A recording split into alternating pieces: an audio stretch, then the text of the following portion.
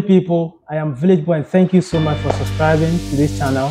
God bless you so much. If you are here to subscribe to, kindly do well to subscribe and be part of our family. Village Boy YouTube channel seeks to save our villages. Okay, so thank you. Today I'm seated here with Madam Rita and I'm fortunate to have her here. Madam Rita, you're welcome to Village Boy YouTube channel. Thank you. Okay, so if someone is watching you on Village Boy YouTube channel for the first time, kindly tell us about yourself. Okay, so my name is Rita. I am a registered nurse based in the UK, and I'm currently in Ghana on holidays, but also doing some project work. Okay, that's all you can say about yourself. Okay, so that's so nice. Thank you so much. Yeah. And I think today happens to be my first time meeting you. Yeah. And I'm really, glad and excited, meeting you today. Okay, so what actually motivated you to help me, even though that was the very first time, coming into contact with my video? Okay, so my previous, I was a community health nurse here in Ghana before I relocated to the UK in 1996, and the nature of the work that I did, we worked in a lot of villages. Okay. And we would do school health education. So we'll go to the villages. We also do mass immunization programs. So we go to the villages. So I worked a lot for many years in the villages, and so I had interacted with folks in the rural areas, and I knew how things were, in terms of lacking amenities. Then also when I moved into the health education project, we also did a lot of studies, produced a lot of health learning materials where we did pre-testing in the villages. So all through my working life, before I moved to the UK, I had worked a lot with villages. So I'm very much aware of the need there. So it's something that is dear to my heart, and I've always, determined that even going abroad to study and work, I would always come back to help. Wow. So I've been doing that, in diverse ways since 2006. But in 2021, during the pandemic, where we were all stuck at home and most of us watched a lot of YouTube videos. I had previously registered on YouTube before, but I didn't really understand or use it as much as now. Okay. So I was thinking, okay, so all this, work that I'm doing back in Africa, YouTube is a good platform to use, to advocate for things, especially with health and education, to the less privileged in the rural communities. So I was doing that. So when I saw your videos, saw Akumesu tea and the things that you were advocating for, it kind of struck a chord with me, and I knew that this was what I was about, and it was the same thing that you were doing. Wow. At least you had started it in your village. Sure. With the hope that, it will replicate it in other villages. So yeah, that's the reason why I thought, let me just support in a way that I can. So that was the reason. Wow. Yeah. That's so amazing. That's so amazing. That was the main reason. And on behalf of my viewers, of my subscribers, and myself, I say that God bless you and thank you so much for that help. We really appreciate, or I really appreciated whatever you did for me. And because today happens to be our first time meeting in person. Yeah. First day meeting. Yeah, so we've talked. Yeah. Yes, we've been talking over the phone, and I can't remember, even before the help came, you spoke to me on I think you called me, and actually, it was the first time I received call from outside Ghana. Okay. So when I saw, I think plus, is it plus 44. Plus 44. When I saw it, I said, well, let me pick. You know, I picked the call, and the voice that came, I was like, plus 44. So after the call, I checked, you know, country codes, and I checked, and I realized that this call is coming from UK. So even in a conversation, you told me you are calling from UK, and I was super excited because receiving a call alone from you outside Ghana is a whole, you know, feeling altogether. And so thank you so much. Yeah. Okay, so now, you know, there are a lot of people coming, you know, their friends, their colleagues, or some people in other parts of the world. What advice would you give to the youth in general? I think the advice I will give to the youth is that, I mean, it looks like these days it's so easy to be dishonest. And I always say that the challenges that the youth of today are facing is we didn't face that when we were growing up.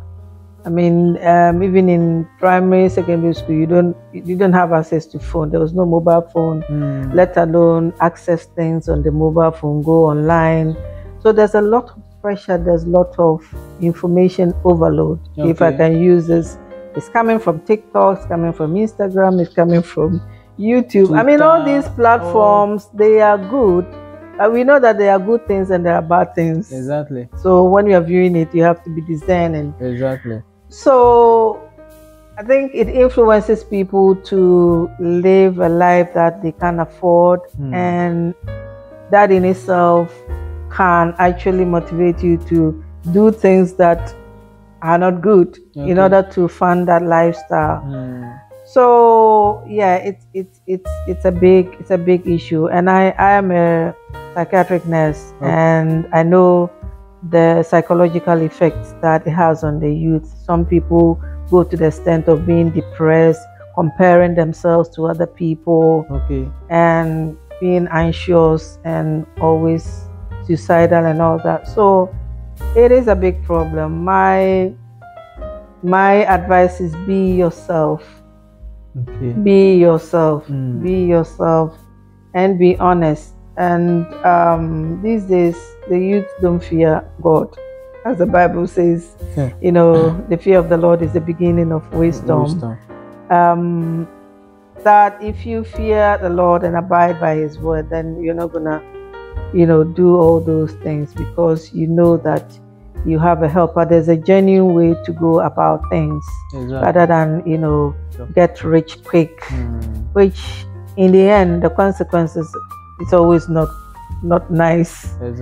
You know, but if you are honest, yeah, things will be difficult, you face challenges, but if you stick to your guns, it always pays off. It always pays off. So that's my advice for the youth. Okay, that's beautiful there. But let me also say this, you know, most of the youth think that when they are honest, the honesty doesn't pay, because it turns out to be like their friends will chastise them. I think last year we had a taxi driver who returned 8,400 Ghana cedis. Oh yeah, I saw it on the social media, and he got a lot of money. A lot of money. Yeah, you see, that is. According to the taxi driver, he said that his friends earlier on, you know, after returning the money, they were, you know, insulting him that he was not smart, he's a fool, is this, all kinds of insults. But he never listened to what they are saying because of what his instinct is telling him to do. And I would say that if he should have listened to them, all these blessings, the double blessings here and there, do you think he's going to get it? No. There was no way. So the youth, myself, we should understand that there is more blessing in honesty, or being faithful to yourself. Even you have to listen to the word of God. If you are a Christian, listen to the word of God. And if you abide by the commands of the word, you never be dishonest to any person. You always try to do the right thing at the right time. That's true. So now, Madam Rita, you know, at UK, what does the government, you know, do different, which also, you know, kind of help those who are less privileged? Because here it looks like those who are less privileged, they don't have any opportunity, they don't have anything. Like there has not been any support. Yeah. But I've not been there though, but you are there. So what are some of the things they do to, curtail all those kind of? Okay, so in the UK, as a developed country, I mean, things are pretty much working well. The system is working. Okay. But aside that, there's also a lot of charity work. I know that in Ghana here, there are a lot of philanthropists, people who have enough resources, money and other things, and they're helping orphanages, education. I mean, people are doing a lot. But with the UK, the distinct thing I've noticed is that when people are making their will, and I know it's not like a popular subject, we all want to live, nobody wants to die. Yeah. But people leave monies to causes. Like people can leave money to their family, but by and large, even if they leave money to family, there's always something, a cause they believe in, that they leave money for, whether it's for the British Heart Foundation or for cancer research or for leukemia or whatever. It's so organized, so people leave monies. It's not surprising that somebody can pass on and leave almost all their money to a cause for them to. So that is there. And also we've got different charities, or there are numerous of them. Charities that look after sick children, disabled, or women with domestic violence, or as countless. So, and the thing with it is that when somebody sets up a charity, or when somebody's raising funds, a lot of people give. I think that is what probably I find that maybe we lack in our culture. The giving bit, even if it's like I'm saying, if somebody set up a fundraiser, somebody will give £2, £5, £10. They'll give bits, but a lot of people will give. So in the end, it will just, you get this, amount of money that can, help a cause. But I think if you set up something that if you go around tell people to give, but I don't blame them, because some people use that. People scam people. They can come and say, I want to do this, and take the money and go and do something else. So it's a dilemma. But once you give, you've set up something, a cause that you want to raise funds for, and you use the money for that cause, and you have evidence. You show that, the money that I collected, this is what I've used. And this is what they do in UK or anywhere in abroad. When people raise funds, they are able to come back to say, this is what we use the money for, this is the evidence, and this is what is supposed to be. And then, because if you give money to me to go and help, but say when you see that the money has gone in, it will motivate you to give more to give. So that is the essence of it. Wow. Yeah. So individual fundraising, it's a big thing over there, and not just individual, groups as well fundraise. Yeah. And recently we did a fundraising where we distributed Dopplers to midwives. We did it over there.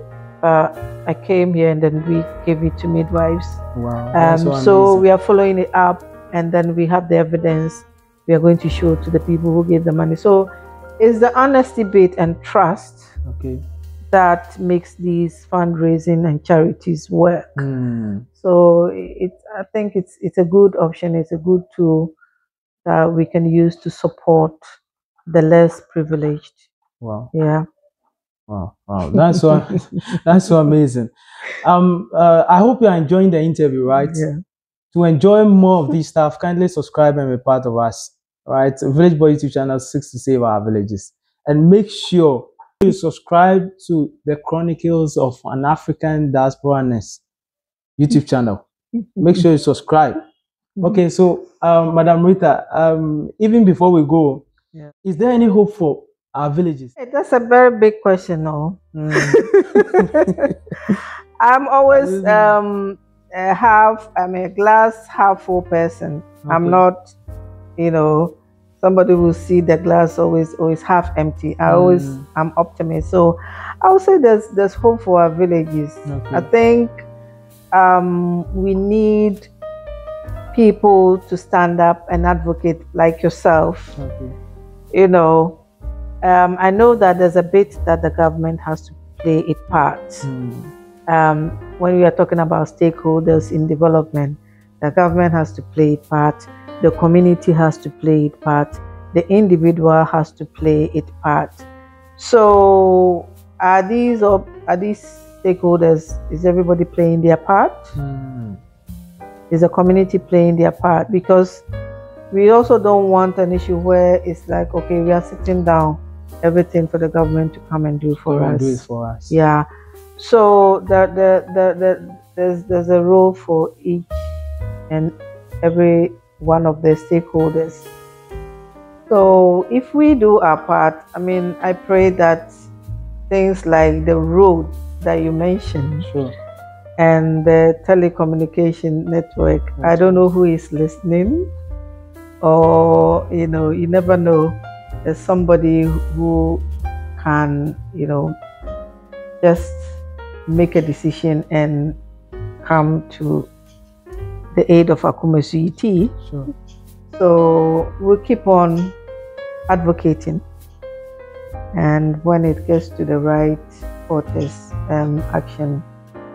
But with things like water, borehole water, I think it's something that I'm sure there are many people watching that can just snap their finger like that and then drill a borehole for the village. Yes.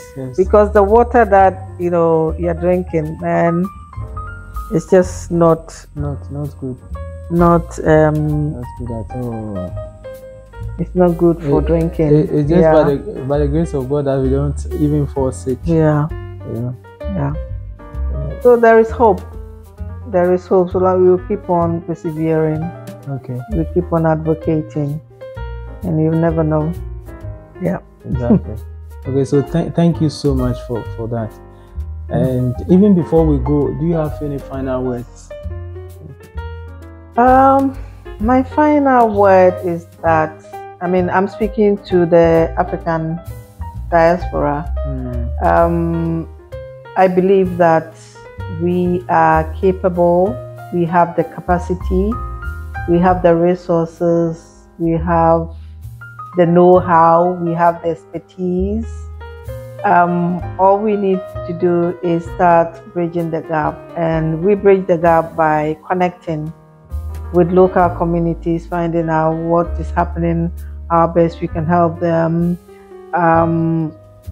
And it could be any field. If you're in IT, if you're in health, if you're in education, if you're in business, if you're in construction, there's so much opportunity for us to come and work together with the rural communities and make a difference. So I don't know who is watching, and I'm pretty sure that even one person can just make a change in the drinking water situation. How much does it cost to drill a borehole? But the one estimate that I had is that is 33,000. 33,000 Ghana cedis. Okay.